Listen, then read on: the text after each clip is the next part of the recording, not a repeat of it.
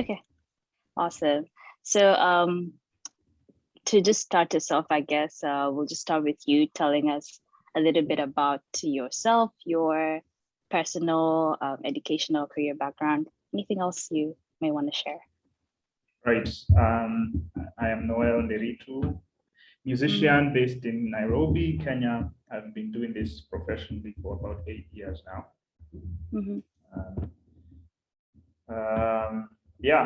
I started off behind the scenes, and before that, singing background vocals for people.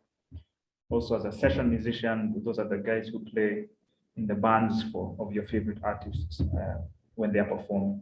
So I did that for a while as well. Then decided to kind of craft a solo career. So that kind of started 2013-ish. I didn't study music or anything of the sort. I actually did marketing in uni. But the music bug was always in me. And so I think I just did it to make my folks happy. Yeah, but I mean, marketing is obviously relevant to what you're doing. Music, you need to market your music. Yeah, I use it all the time. So I guess in our context, you really have to convince your parents' age that the career choice you're making is going to sustain you. Yeah. So I think once my folks started seeing that it's working, they are behind me. So that's kind of the context for my educational choices. And currently, do you do music full time? Yeah, I've been doing music full time for a while now. I think I'll do it until it's not doable anymore. But but it's been a good run so far.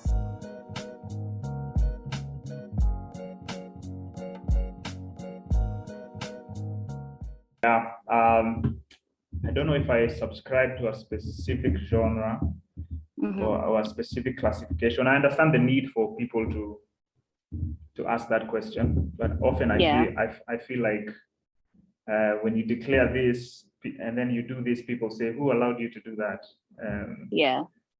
But I guess in your own words. Yeah, I describe myself. How would you describe your music?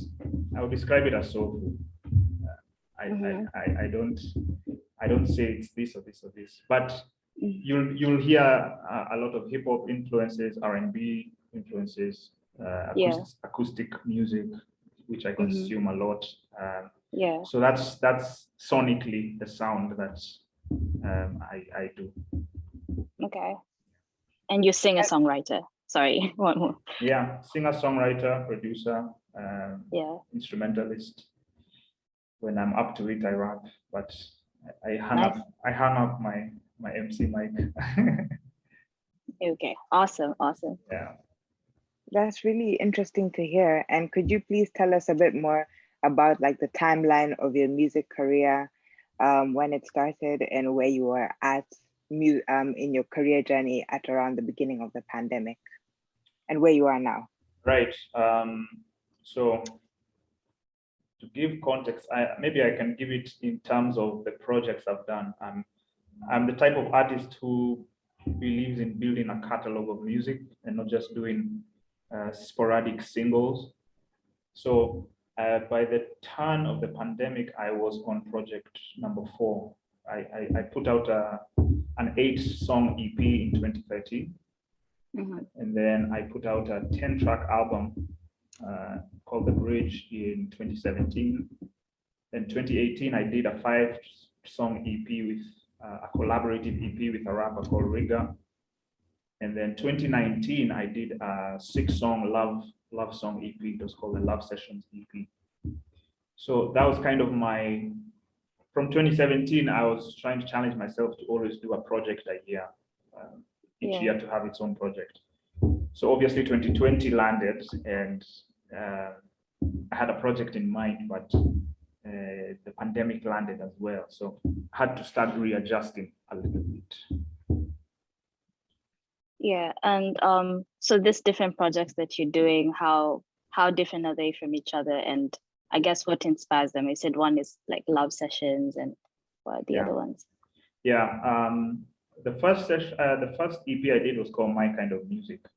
And as the name suggests, I didn't have any sort of inclinations about what sounds work in the industry or what people want to hear. I just wanted to do stuff that I love, my kind of music. And that's typically the sound of that EP. It's like an introduction into who I was at the time. 2017, I did an album called The Bridge. The Bridge, at the time, I was debating back and forth in my head about whether I should do music full time or whether it should just be a side thing. And a lot of the songs that I wrote kind of carried me through that season. And so obviously I'm sitting here saying that I do music full time. So I didn't quit. And those songs were kind of the bridge that carried me from that low season into where I believe that, yeah, I can do this. So that's why I called it The Bridge. 2018, I was very into the idea of collaboration. And so on the live scene, I was doing collaborative concerts, but in the recorded music scene, I got together with a producer and a rapper from Kenya. His name is Riga, and he's been in the game a while.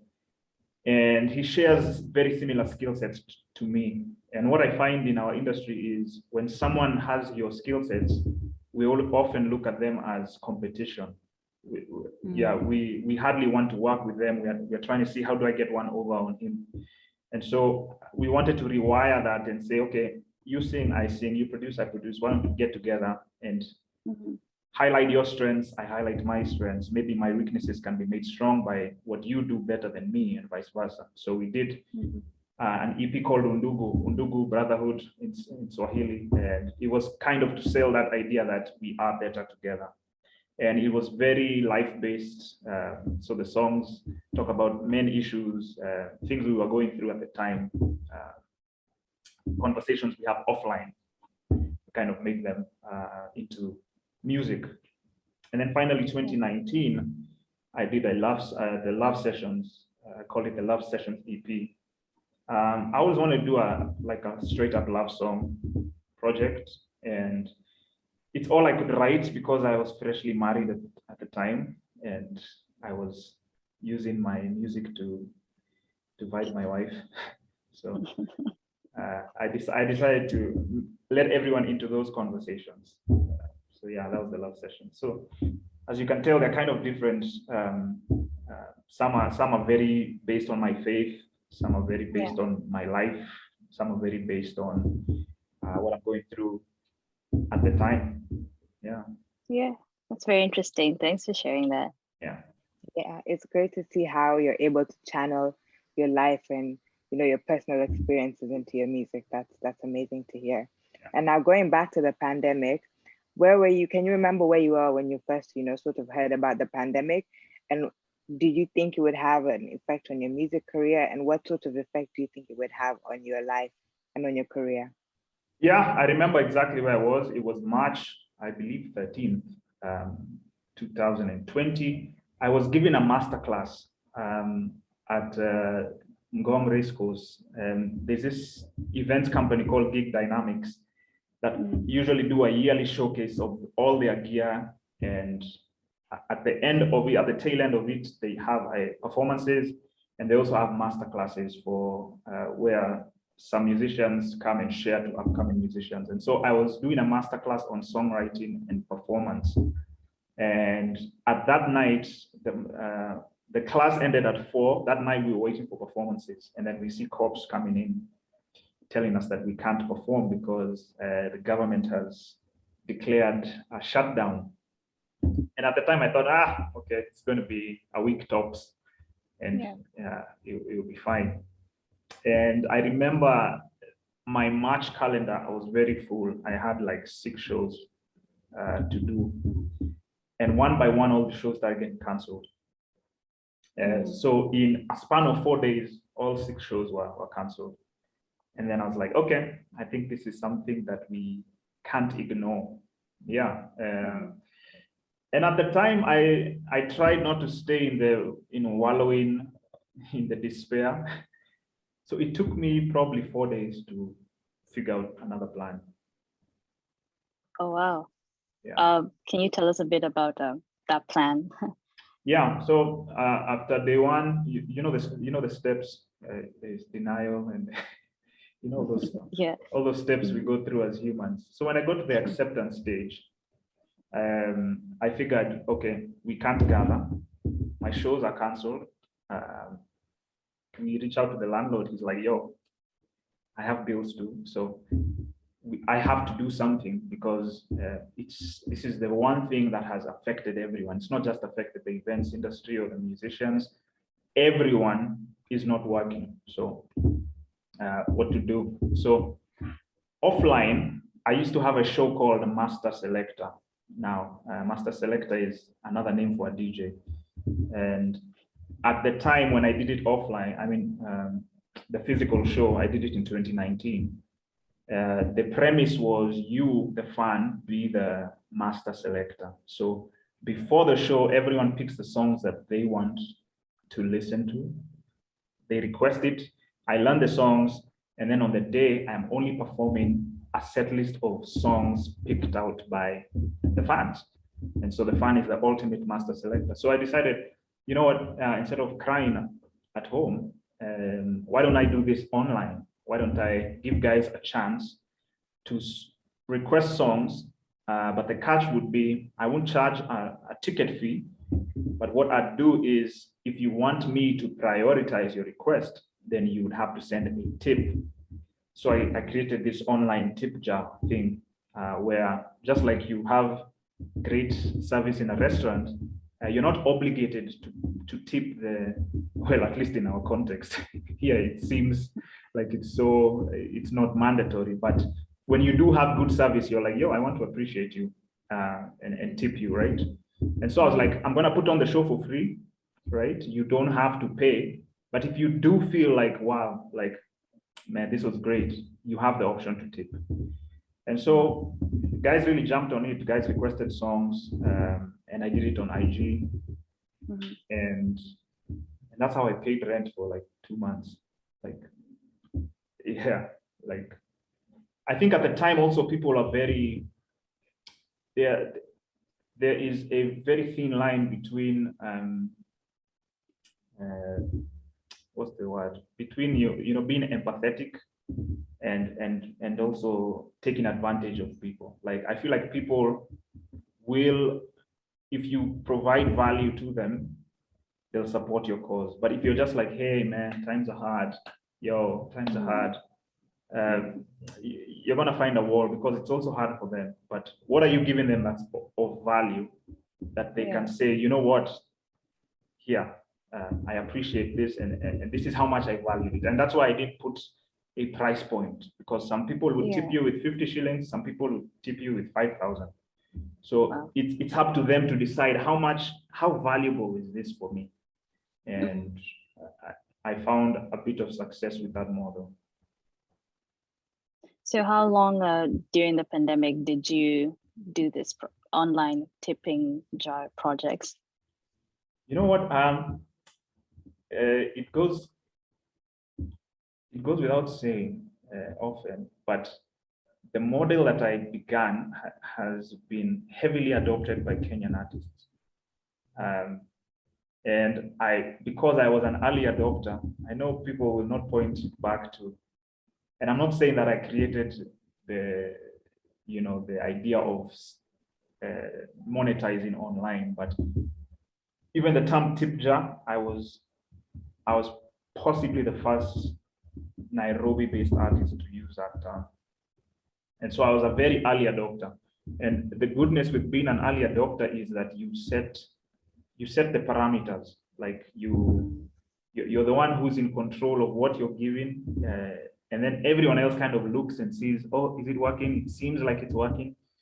And so I did it for the better part of 2020.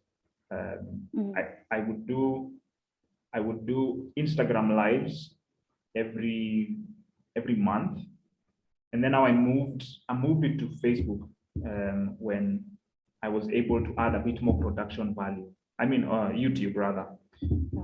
When I was able to add a bit more production value, have different cameras, have a proper set, because before I was just doing them in my house. Although I didn't have a good sound system, and I came to find out that in the online space, if your sound is great, you'll get away with a lot. If you have really good footage and bad sound, people are not going to watch. But if you have a slightly average footage, but the sound is good, they are more likely to engage. So I never got any feedback like, why are you just doing it in your house? Why am I sending you money and you're just in your house? Like, people couldn't gather, and I was providing an outlet for people to gather. And one thing I saw was the comment section was a whole party on its own. So I'd be up here singing, and people are having their own, conversations in the comment section, almost like they've met at a physical event, and they're having that camaraderie. So it was because of that, because there was no meeting at all, I was able to sustain it monthly, and people were able to look forward to it and continue giving, even financially.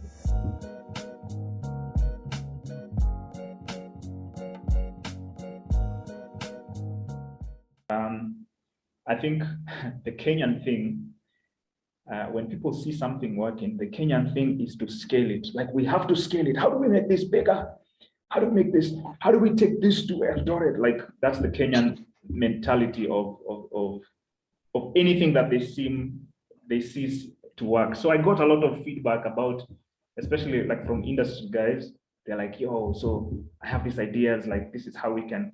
And I'm like, bro, like, you didn't ask me what the plan is. Like, you don't know why I'm doing this. And so I think some of the setbacks is remembering why you do it, remembering the value you're providing, and not trying to commercialize it above everything else. Because for me, I'm the type of artist who I want to create with no inhibitions. And then the people that find value to that creation will gravitate towards it. I don't usually say what's working, and then let me make my music like that. I'm not led by the market. I'm led by the need or the solution I'm giving, and I see people gravitating towards that. So one of the setbacks, really, because you start seeing that financially it could be viable, you start thinking, yeah, I should do this more often. And when you're just doing it for the sake of doing it, you sort of lessen your value, and your fans will pick up on it.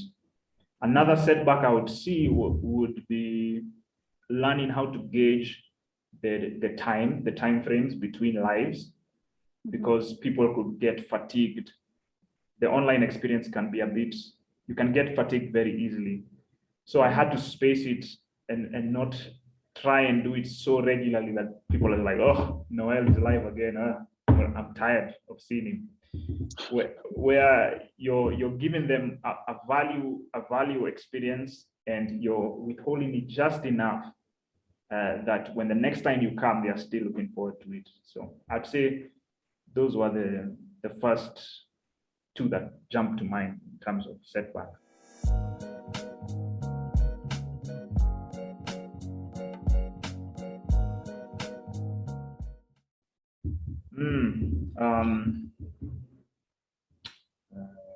I learned that innovation is key, and you always have to be ready to innovate.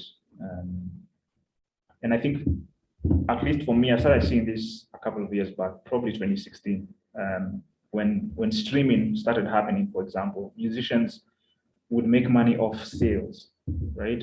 Music was the product, and so they print CDs that urge people to buy the whole product. So if one CD is 1,000 shillings or $10, you're hoping that I could get 1,000 people to buy this product for $10 and make money. But now streaming came, where someone is paying the equivalent of $3 to $4 a month to access any album that they want, and the payoffs are very small. So, for example, if I'm to make $5 from you, you have to stream one of my songs 1,000 times, right?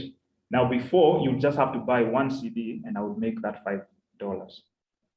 So you see there needs to be an innovation for the artist to see, okay, if music isn't the product anymore, then what is music, okay, music might be the gateway to some more value addition that I'm giving. So music might be the gateway to a live concert experience. Music might be the gateway to, I don't know, fill in the blank for yourself. So there needs to be a thought process of you always innovating and not just thinking things will stay the same. So even when the pandemic started, that's why the adjustment was not as difficult, because I always had the mindset that things may or may not change. Like things, it's highly likely that things will change and it's not going to favor me.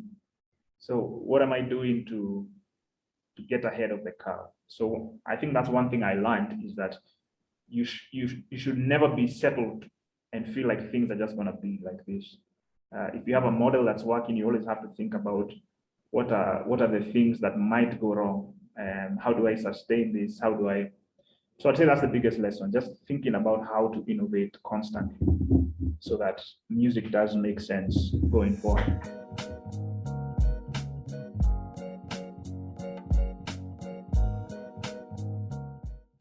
Yeah, I think the biggest thing going forward for me would still have an online imprint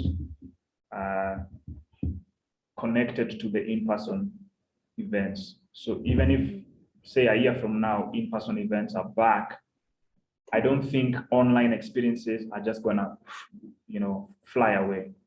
They are here to stay. And so how do you leverage both so that the in-person experience is different from the online experience, and both are needed, and both can coexist?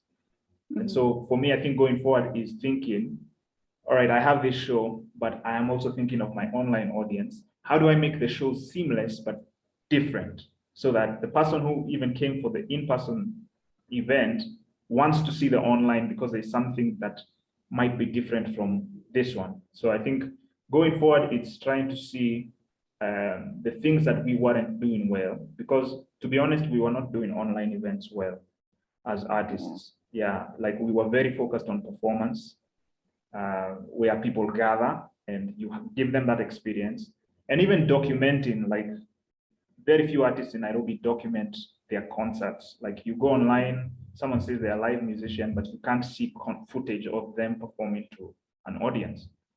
And so I think the pandemic challenged us to see that loophole. And so now we've learned how to document our experiences. So how do we now fuse that going forward so that it's not just something that we did to survive, but it's something that is vital? And so I think that's the biggest thing for me going forward, is making sure that my online imprint is still happening, whether or not in-person events are back, whether or not touring is back, whether or not traveling is back. Trying to give people value. Another thing I'd say that I am looking forward to is the idea of patronage. Back in the day, in the 1700s, the classical musicians would survive off patrons. Like the model was a few people fund you and you create your art. And then the model moved in the early 1900s. Now it moved for, now let's get a small product and get many people to like love it and buy the music. But now I think it's going back, especially for independent musicians like myself, it's going back to your music may have this reach, but there are this few people that see the value and that back you financially, because not because, oh yeah, oh, we need to support Kenyan artists, but because you're actually giving them something that is significant when they think of music or entertainment. So I think for me, it's also trying to figure out how do I make sure that I am making the ask, and it's not a Woye ask. It's if you're going to watch this and you're international, Woye is like, oh man, I know times are hard. No, like I don't like that. I like you giving me your money because you find value and you find worth in what I'm doing. So that's something I'm also thinking about. Like, how do I keep making the ask? And it challenges me to be a bit more creative, so that I'm not replicating a model that I think people want to see, but I'm giving them something that they haven't seen before.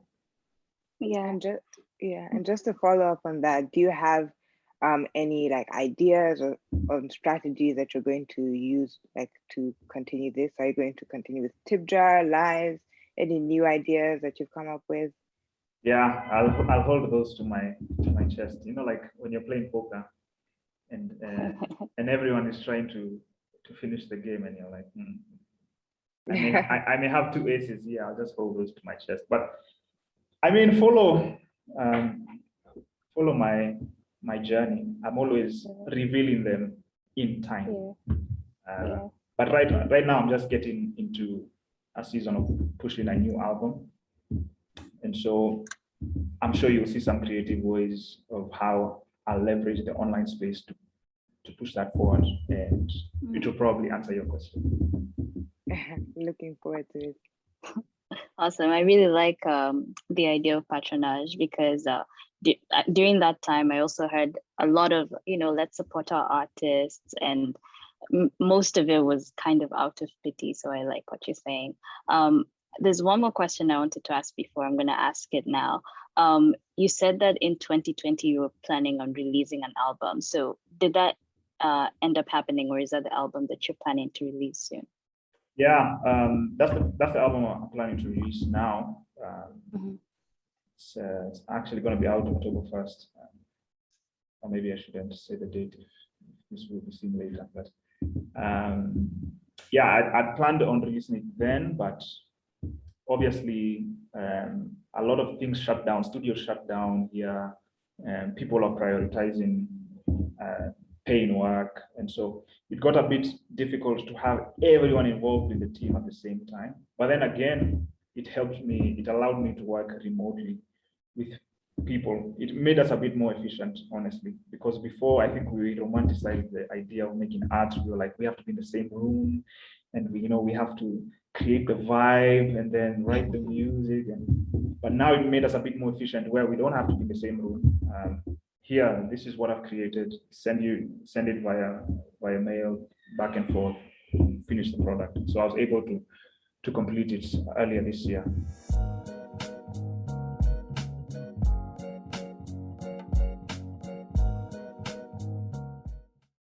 Yeah, there definitely is. I'd say that it's not that no one is covering what we do. It's just that the biggest eyes are focused on, I guess, bigger fish. To her credit, there's a journalist by the name Anyiko, who did an article in the Daily Nation, which is one of Kenya's big papers, and she did highlight a few artists, including myself, about what we were doing to leverage the pandemic. But you see, that's like 1 in a million. And so a lot of people might not have known what was going on. I guess generally, I don't know. There is an imbalance, I would say, because our industry is pretty young. It's more like a scene. So artists like me are considered very niche. And you'll find that there may be artists who sound like me who will look at the landscape and see, wow, they only look like there are 5 artists that are doing this, and it doesn't look like they're famous. So let me do what everyone else is doing. And so when that happens repeatedly, the industry doesn't grow. And I think it would change if some of what we are doing was being highlighted. But just to end my thoughts on that, what I'm seeing now is a lot of artists are taking the reins when it comes to controlling the narrative. And a lot of us are giving our own stories. And a lot of us are creating our own playlists on Spotify. And a lot of us are pointing our fans to, yo, check this guy out, and creating a community like that. And maybe now the media might pick up on it, but I think the relying on the media has kind of started dying down. Like, we aren't looking like, yo, help us. Like, we're kind of just moving in our own direction.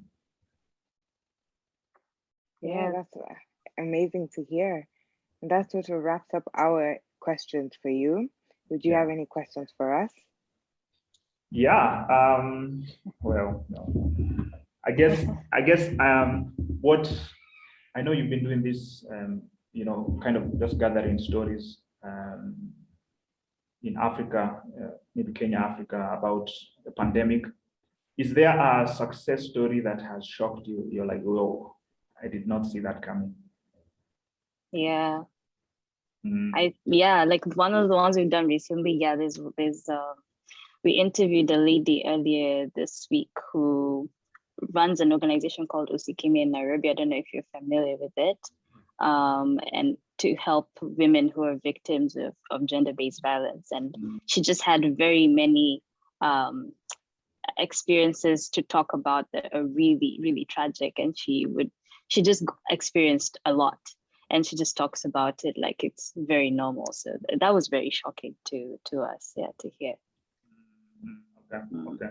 So, but at least you've gotten a sizable number of stories that we wouldn't typically hear, right? Yeah. We've heard different stories, different industries, and yeah. Cool. Thanks, guys, for putting this together. Yeah, this is nice. It was nice meeting you. Your story. For sure. Yeah. Thank you. Mm-hmm. I appreciate it as well.